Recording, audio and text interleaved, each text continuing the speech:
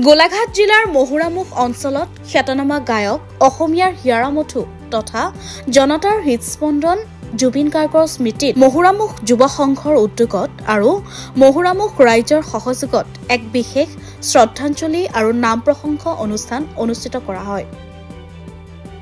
অনুষ্ঠানটোৰ দিনজোৰা কাৰ্যসূচীৰে নাট্য মন্দিৰৰ সন্মুখত আয়োজিত কৰিছে। অনুষ্ঠানত নাম প্ৰসংগ, স্থানীয় নাম দলৰ নাগাৰা নাম পৰিৱেশন আৰু জুবিন গাৰ্গৰ কালজয়ী গীতেৰে সাংস্কৃতিক অনুষ্ঠান অনুষ্ঠিত কৰা হয়। দিনজোৰাকৈ উদযাপন কৰা অনুষ্ঠানত গীতিকাৰ আকাশ লয়ঙক ৰাজহুৱাভাৱে সম্বৰ্ধনা জ্ঞাপন কৰা হয়। লগতে এই অনুষ্ঠানত উপস্থিত থাকে কমাৰগাঁও মহাবিদ্যালয়ৰ পঞ্চম ষান্মাসিকৰ ছাত্ৰ চিত্ৰশিল্পী সুদৰ্শন জ্যোতি দত্ত।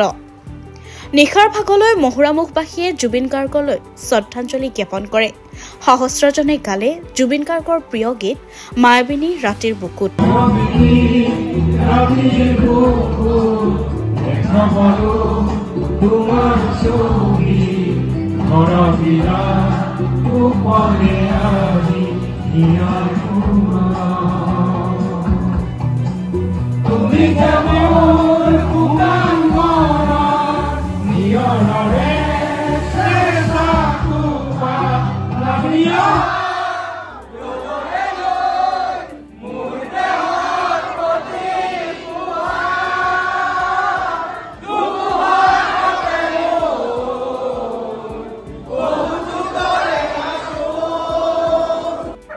আজি মোৰ জন্মস্থান মহুৰামুখত জুবিন দা আদ্য শ্ৰদ্ধা আয়োজন কৰা হৈছে।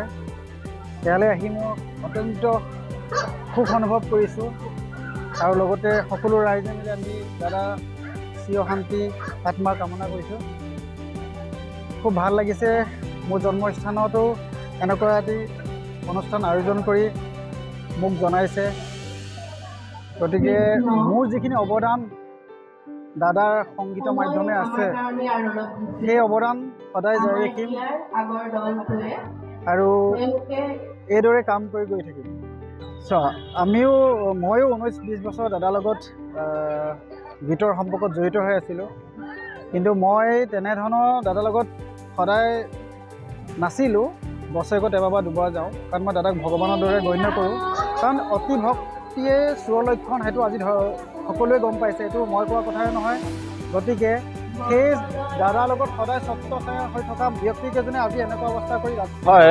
ইতিমধ্যে সমগ্ৰ অসমবাসী ম্ৰিয়মান হৈ আছে দেই এটা কথা ক'ব গ'লে, যিহেতু আমাৰ আটাইৰে হিয়াৰ আপোন জুবিন দা আমাৰ মাজৰ পৰা নাইকিয়া হৈ গৈছে আৰু সেই গতিকে অসমৰ প্ৰতিটো কোণতে তেখেতৰ প্ৰতি শ্ৰদ্ধা জ্ঞাপন কৰি তেখেতৰ আত্মাৰ চিৰশান্তি কামনা কৰি আদ্য শ্ৰাদ্ধই হওক বা শ্ৰদ্ধাঞ্জলি অনুষ্ঠান বিভিন্ন স্থানত বৰ্তমান চলি আছে।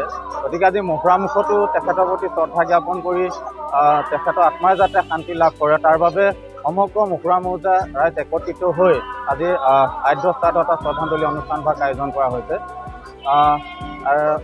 আৰু এই আদ্য শ্ৰাদ্ধ অনুষ্ঠানটোৰ তৰফৰ পৰা আমি সমগ্ৰ অসমবাসী ৰাইজক এটা কথাই ক'ব বিচাৰিছোঁ, যিহেতু আমাৰ যি জুবিন দাৰ যি আদৰ্শ আছিলে সেই আদৰ্শক অনাগত দিনত আমাৰ হৃদয়ত সদায় স্থাপিত কৰি ৰাখিব লাগিব আৰু তেখেতৰ যিখিনি সৃষ্টিৰাজি আছিলে সেই সৃষ্টিৰাজিখিনি আমি সদায় নিজৰ মাজত চৰ্চা কৰি ৰাখিব লাগিব। নতুন প্ৰজন্মটোৱে তেনেকৈ জুবিন দাক নিজৰ মাজত জীয়াই ৰাখিব লাগিব।